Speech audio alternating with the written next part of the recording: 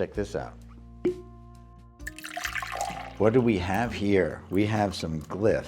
Glyph, it's a molecular whiskey. It's an old product, whiskey, that people have been imbibing on for years. And I'm gonna imbibe on some of it today.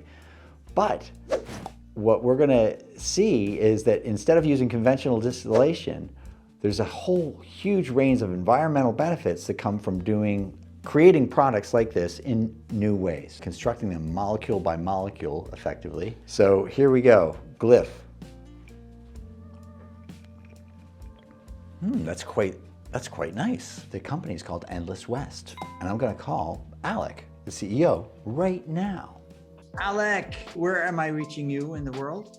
I'm in San Francisco, California. Tell me about the story of Glyph and Endless West. Yeah, well, so the inspiration was a very famous bottle of wine that my co-founder Martin saw behind this plexiglass case, and he's sort of thinking, I'd like to try that. And naturally, it's their only bottle, and they tell him, absolutely not. Maybe you can find one at auction. And so he's thinking, there's some companies working in this space now, sort of deconstructing what food is and how we traditionally think about what food is. What if we could just figure out what are the molecules in alcoholic beverages and build them back up one by one? One of the things I remember you guys doing is submitting the molecular reconstruction to a wine competition where it did very well. It was actually a wine, not one that we wanted to copy. For the purpose of competitions, what we actually wanted to do was submit our own, so that what's being evaluated is fundamentally our process and not someone else's work. Yeah. And that ended up winning a double gold in that competition. It got 99 points, and it was sort of this first kind of moment where we realized we can really do this, despite so many people in the industry saying there was no way that it would ever be done.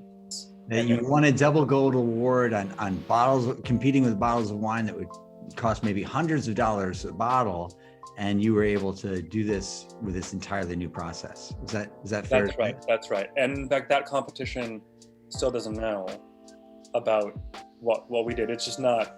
It's not relevant to them really. But we have that medal in this drawer that I keep now behind my own plexiglass case and saying, this is how we know we can do it. I think that also helped liberate some of the investors who were looking at the firm when they saw that you could win a competition of the top quality wines in the world without using grapes. Absolutely. Do you imbibe yourself with your products? Do you enjoy your products? I do enjoy our products, but I didn't start this company because I'm a big drinker. For me, it was about the fascination of like this deeply storied, hyper-traditional world, and then the contrarianism that is very endemic to my personality, to come in and completely reinvent how that's done. Right. So it was much more about the artistry and the craft and the science and marrying all of those three things. Actually, and that's SOSV's point of view as well. I think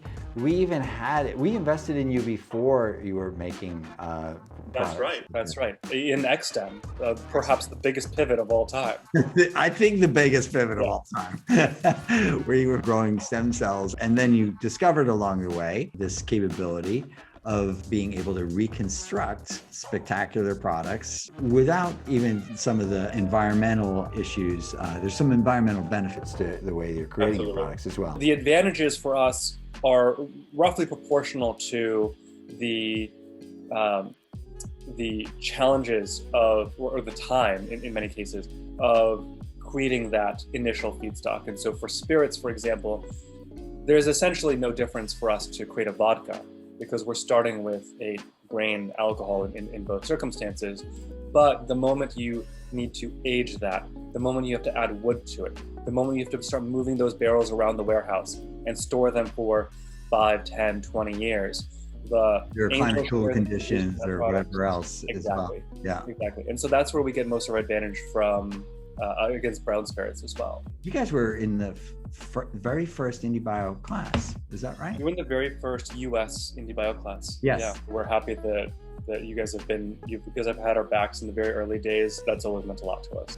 And that is a taste of tomorrow today.